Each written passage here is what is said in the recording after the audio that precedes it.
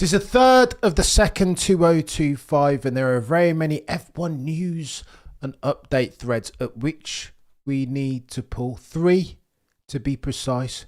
We've got to talk about Cadillac issues per one Joe Sayward, one of the go-toest F1 journalists to have ever goated. So too, we need to talk about FIA President Challenger. There is somebody potentially who might usurp one Mohammed Ben Sulayem. It will get techie, ladies and gentlemen of the F1 jury. So too, we've got to talk about these Red Bull bloody overalls. What are they doing? I've never seen something so disgusting in my life. Leneke, I apologise profusely. You would never know that I dislike, no, abhor tardiness, but I digress. Let's talk about Cadillac's issues first and foremost, because to set the table, as I'm about to lose my voice, here's what we know about Cadillac F1. Once upon a time, it was Andretti Global. This dude went up and down the grid begging, no, imploring team principals, multi-millionaire team principals to sign a letter of support. Michael Andretti didn't get the memo that this was an exercise in kissing babies' heads and shaking hands. You don't go in there and cheese off a Toto, the boy who cried wolf, nor do you go in there and cheese off a Christian Horner, team principal of Red Bull, and expect to make any headway as far as gaining support for your bid to become the 11th F1 team on the grid. Andretti therefore had to go. There was rumour that it was going to be Andretti as in of the Mario variety, but that weren't going to work either. Cadillac was always going to be the one. They were accepted by dint of a very few shady deals. Not necessarily shady, I don't want to blaspheme or plagiarise, but deals courtesy of Mohammed Ben Sulayem's relations, that his brother owns a company that reports or gets money from Cadillac F1. This is a true story. You can go and fact check me. That's why it was rushed through so quick. Even DOJ potentially, Trump's reign beginning for the second time, potentially those all had something to do with it. But here's the problem with Cadillac F1. What F1 don't want to do, and this is the point of contention of the other 10 teams on the grid currently, what you don't want to do is have another, I don't know, a Marussia, another HRT, another fly-by-night team that comes in one year and is gone the next, because that looks bad on everyone now. You want a team that's long of tenure, successful, potentially can compete for first, second and third each and every single race weekend. And we know that will take time. F1 is one of the hardest sporting endeavours and or pursuits that ever existed in human history. Of course it is. Technical expertise, intelligence, legacy, tenure, these things all matter. Experience too. And you're telling me that Cadillac F1 are going to come in and make some ground? Potentially, but this isn't the reason why they got accepted, right? American team, we need more diversity. We're seeking, say, the FOM to grow into growth markets, not least of which is North America. How better to do that then? Sans a drive to survive or a COVID type instance where they were one of the only international sporting franchises to still put on live events.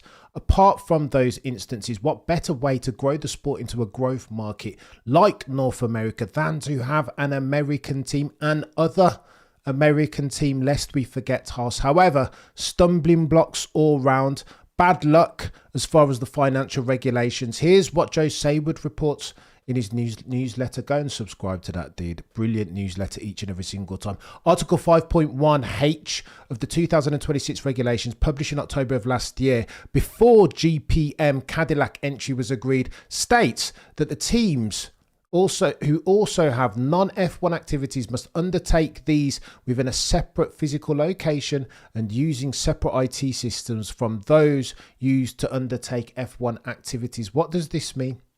Well, this means that Red Bull F1 Technologies, bad example, this means that Aston Martin F1 needs to be a very different entity from Aston Martin Automotive Vehicles. They can't synergize because, again, that's one clever way of getting around the cost cap, 135 million of as at 2024. However, A company called TWG Sports owns GPM Cadillac Formula Racing Team, and formerly Andretti Global, Wayne Taylor Racing and Spire Motorsports, a conglomerate per se.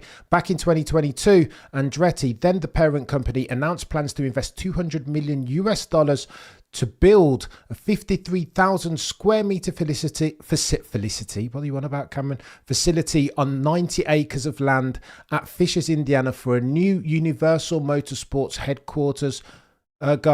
This big facility, think Aston Martin, £250 million worth.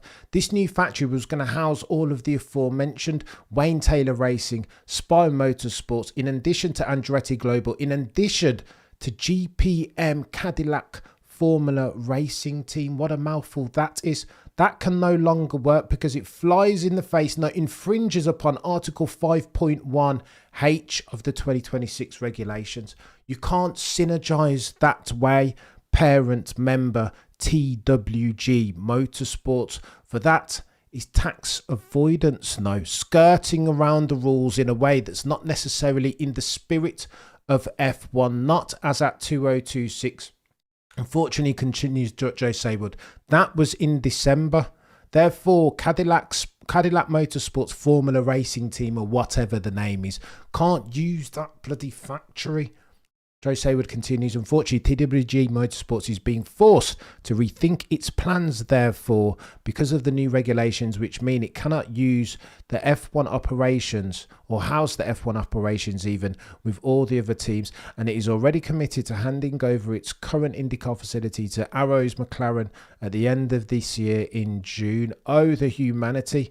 It's interesting, continues Joe Saywood, that having filed reports, General Motors, this weekend, there was no mention of F1 teams as its subsidiary, meaning one of two things, therefore. Either they're very slow at filing reports, or General Motors have no link to Cadillac F1. Oh, the humanity. Oh, and by the way, new calendar. Forgot to mention at the outset. Why is this calendar thing relevant? For two reasons, or one reason in specifically even. We know that this 2025 season will be fought on the grounds that are flexi-wing. You guys can see this now. These rules, these new rules and regulations, as far as the flex allowed, that is the outboard portion of the wing, 15 millimeters, it was now 13 millimeters, and the same for the inboard portion of the wing, 5 millimeters was now 3 millimeters only. Those rules and regulations will kick in as at the Spanish Grand Prix this year. That will happen. I mean, it's happening. Look at that. The 1st of the 6th. So 1st of June, that will kick off. These cars, these teams, therefore, will need to get their head around this in short order, because it's going to get techie. They will have all been investing in flexi-wing, knowing all the while that a lot of McLaren's success last year was attributable to the fact that the legend that is one of the last airbenders, Rob Marshall, got his head around flexi-wing and how they could leverage that with a view to win silverware and therefore races and so championships by extension. Now, however, over the off-season, they've all been putting, I would imagine, if word on the F1 curb is anything in which you want to be invested, that these guys have been prioritising the build of the flexi-wing to make sure that they don't infringe upon the rules as they were, lest we forget that Red Bull didn't have financial resources to pour into a modular bespoke rear wing, so too a flexi wing at the front. So they chose to fight this fight on the grounds of regulations. FIA, what's this? What do you mean you're going to keep the load test as is? Can't you see the onboard of Lando Norris's pole lap at the Italian Grand Prix, that the front wing is doing one of these, looking like one of those bloody dinosaurs, Mohawk flexi front wing per se. Now though, after having fueled all of that investment financial resources into developing this wing, the FIA do what the FIA always do, and they shift the goalposts, now changing the flexi wing. It's not a proper flexi wing because the FIA have realised that there is durable competitive advantage in that.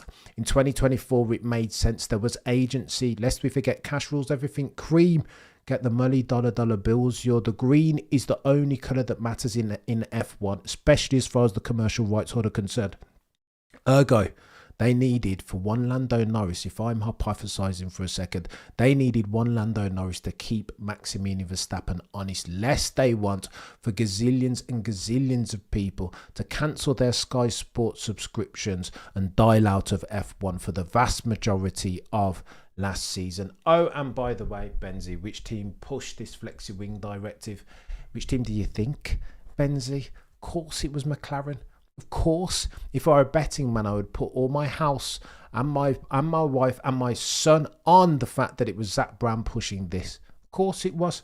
Anyway, I digress. Look, what do you make of this?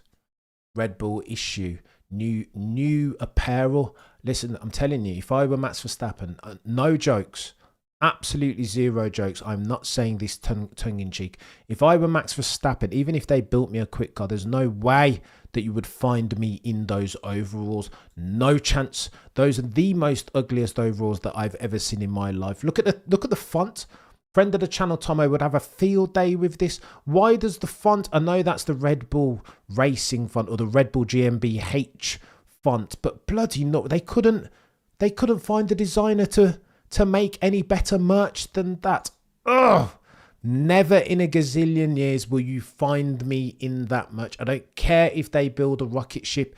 That officially takes the throne for the ugliest F1 merch that I've ever seen. And there's something to that, right? I mean, when you see Sir Lewis, Carl Davidson, Hamilton put on his red overalls with the yellow badge and the black prancing course atop, it means something because it looks good.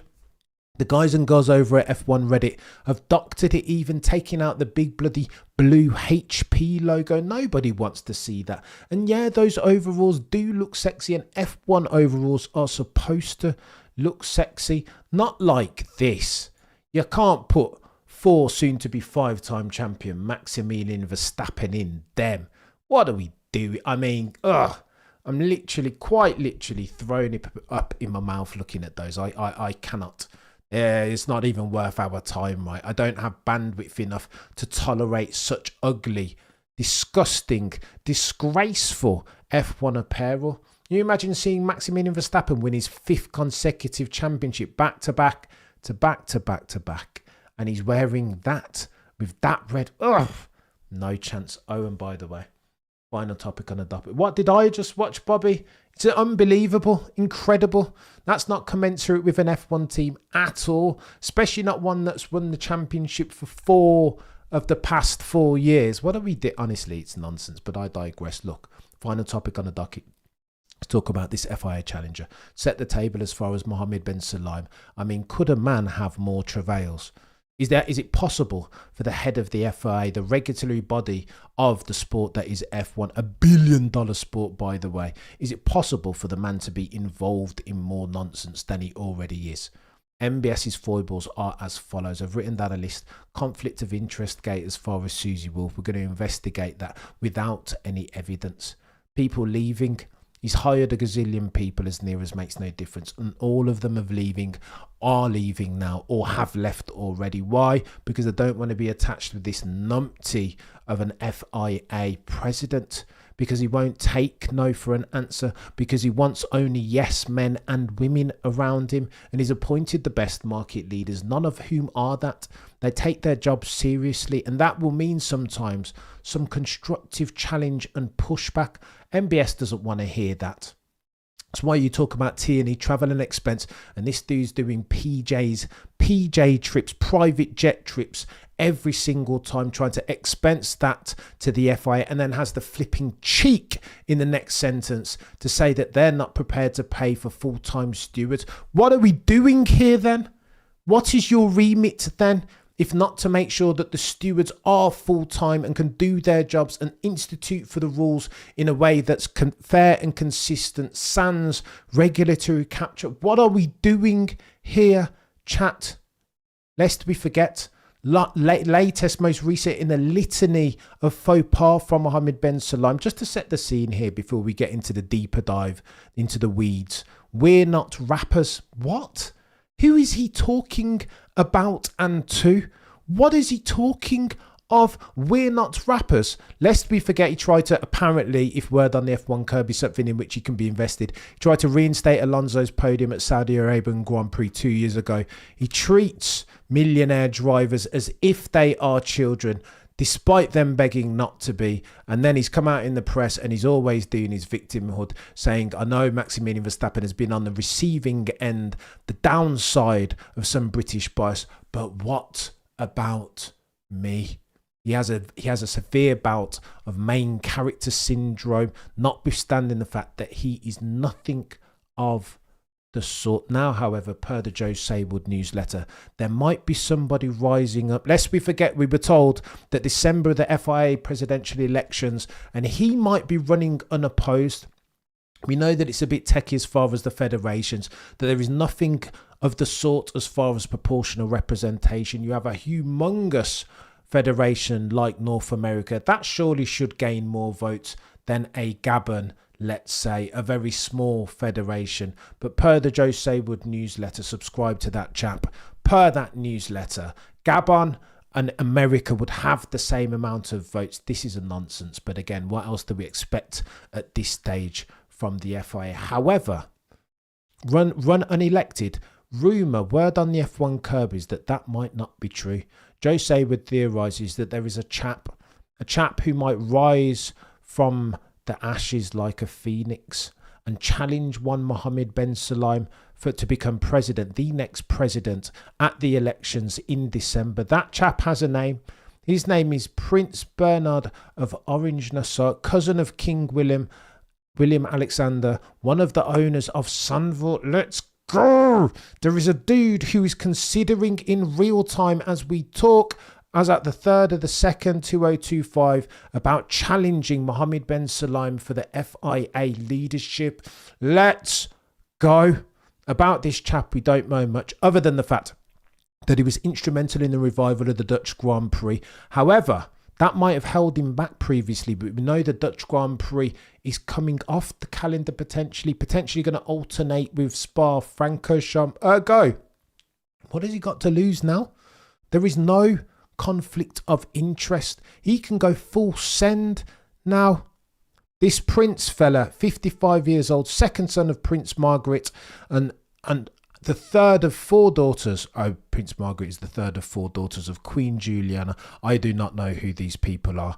At one point, Prince Bernhard was the 11th in line for succession, blah, blah, blah, if Queen Beatrix abdicated. Here's what you need to know about this dude, though. He's a sensible one. Business-minded, studied economics at Georgetown University in Washington, D.C. Let's go! Before graduating with a master's degree in marketing from Groningen University in 1995. He's an active racing driver. Tick! Let's go!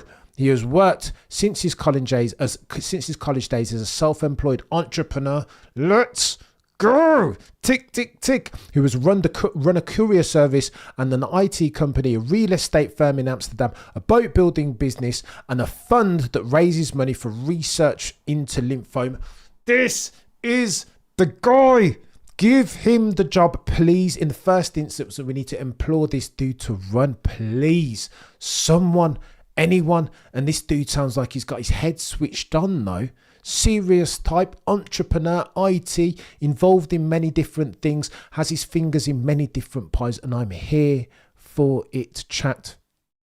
Since 2015, he's been the partner in a company called Chapman and Andretti Partners, which bought the Zandvoort racetrack a year later and revived the Dutch Grand Prix in 2021. Prince Bernhard, legend, future FIA president, has been the promoter of the race ever since. Let's go! It is not yet certain, however, again, here's the damper, Debbie Downer Cameron now. Joe Saywood reports, it's not yet certain, however, whether the Prince will decide to go ahead, but pitching himself as a safe pair of hands with experience dealing with F1 and promising a more hands-off policy is not a bad idea. No kidding, Sherlock, as these bods, the related parties, the C-suite execs at the FOM, will be forced to consider if indeed the faux pas, the extent and frequency of them by dint of one Mohammed bin Sulayem, FIA president, continues at this lick. They will be forced to consider a divorce Why wouldn't they set up their own regulatory body? Okay, so the optics aren't good. They would be marking their own homework in real time. But I mean, what's the alternative? This is like Checo Perez. Remember, we used to say at this point, get anyone. There is more risk in sticking to Mohammed Ben Sulayem, sticking with Mohammed Ben Sulayem even at this rate than there is from getting rid of him. That dude, as far as a regulatory body, regulatory capture and all, is regulatory flotsam and jetsam. It's not good enough. We deserve better. The drivers and teams deserve better. Prince Bernhard, his entrepreneurial skills would be useful to help develop other FIA championships. And the reason why Joe Saywood says that is, of course, this is what Jean Todt tried to do.